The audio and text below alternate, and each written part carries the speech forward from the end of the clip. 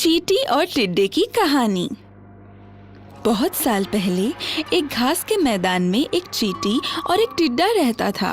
दिन भर चींटियां बहुत काम करती थी। दूर खेत से गेहूं के दाने लाने का कठिन कार्य वो करती थी। उनका ये कार्य बड़े ही अनुशासन से चलता था। हर सुबह वो जल्दी में रहती थी। सुबह की पहली किरणों के साथ वो अपने सर पर बड़े ही भारी गेहूं के दाने लेकर संतुलन संभालते घर जाती थी। गेहूं का हर एक दाना ध्यान से कप में रखती और दाने लाने के लिए फिर से वापस जाती। पूरा दिन बिना थके बिना आराम किए जाती तथा आती और गेहूं के दाने ध्यान से कप में रखती थी। उधर दूसरी तरफ एक आलसी टिड्डा दिन भर छांव में आराम करता और गाने गाता था। भविष्य में क्या होगा इसकी फिक्र किए बिना वह आराम से जीता था। उसे दिन भर काम करने वाली बेचारी चींटियों पे दया आती थी। दिन बीत रहे थे, तभी टिड्डा आलस भरा घास पर कूदता और आराम से स्वादिष्ट खाना खाता था। गाना गाते गाते आराम से जी रहा था। जब चींटियां दाने लाकर घर में अच्छे से संभाल कर रख रही थी और मेहनत कर रही थी। एक दिन हर रोज की तरह सारी चींटियां दाने ला रही थी। तब उनमें से एक चींटी भारी दानों की वजह से नीचे गिरी, इसलिए वो रोने लगी। उसे मदद करने के बजाय टिड्डा उसे देखकर हंसने लगा। चींटी ने कहा, टिड्डे महाशय, ये दाना मेरे घर तक उठाकर ले जाने में आप मेरी मदद करेंगे क्या?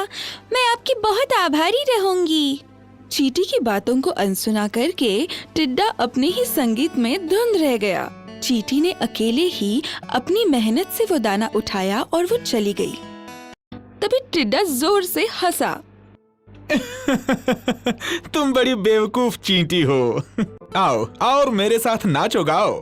काम को भूलकर गर्मी का थोड़ा सा मजा लेते हैं। मैं बारिश के मौसम के लिए खाना इकट्ठा करने में लगी हूँ, चींटी ने कहा, और तुम्हें भी ऐसा ही करना चाहिए।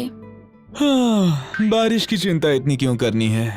अभी तो हमारे पास बहुत सारा खाना है और बहुत सारा वक्त है बरसात की तैयारी के लिए। लेकिन चींटी को समझ आ गया था कि वो क्या कर रहा है, इसलिए वो अपने रास्ते निकल गई। इधर टिड्डा पूरी ऋतु में अपने ही नाच गाने में व्यस्त रह गया। ये सुंदर गर्मी के दिन हमेशा रहने वाले नहीं हैं और जल्द ही बारिश और उसके बाद सर्दी आने वाली है, ये तो वो भूल ही गया था। जल्द ही गर्मी का मौसम बारिश में बदल गया और बारिश के बाद सर्दी का मौसम आया। हर तरफ भयानक सर्दी और बर्फ गिरनी शुरू हो गई थी। टिड्डा सर्दी से कांपने लगा, खुद को सूखे पत्तों से बचाने की कोशिश में थकने लगा, परंतु हवा जोर से आने पर उसे ठंड लगती थी। उसे बहुत भूख लगती थी और खाने के लिए कुछ मिलता नहीं था। वो कमजोर हो गया था। जल्दी उसे समझ आ गया कि चींटियां सही थी, उसे भी तैयारी करनी चाहिए थी। टिड्डे को पछतावा हुआ। इस बार की सर्दी हर बार से इतनी बुरी होगी, ये टिड्डे ने सोचा ही नहीं था। खुद के खाने का इंतजाम उसने नहीं किया था और वो करने में दूसरों की मदद भी नहीं की थी। तभी उसने देखा कि चींटियां गर्मी में इकट्ठा किया हुआ खाना खाने का आनंद ले रही है। मैं चींटी के पास जाता हूँ, वहाँ मुझे खाना मिलेगा और आसरा भी। टिड्डे को अपने आप पर शर्म आई। वो थक कर चींटी के घर तक गया और उसने दरवाजे से आवाज लगाई। नमस्ते चींटियों। वो मुस्कुराते हुए बोला, मैं आ गया तुम लोगों के लिए गाना गाने, लेकिन उसके लिए मुझे थोड़ी सी गर्मी चाहिए और कुछ खाना भी चाहिए ताकि मैं गा सकूं। नहीं नहीं टिड्डे महाशय, हमें आपका गाना सुनने की कोई इच्छा नहीं है। सर्दी के लिए आपने कोई इंतजाम नहीं किया, तो गर्मियों में आप आखिर कर क्या रहे थे? वो मुझे खाना जमा करने के लिए समय ही नहीं मिला।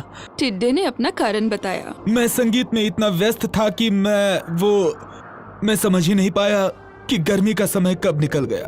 एक चींटी जिस पर टिड्डा हंस पड़ा था उसकी तरफ मुड़कर बोली, पूरे गर्मी के मौसम में मैं काम करती रही और तुम गाना बजाते और मेरा मजाक उड़ाते रहे।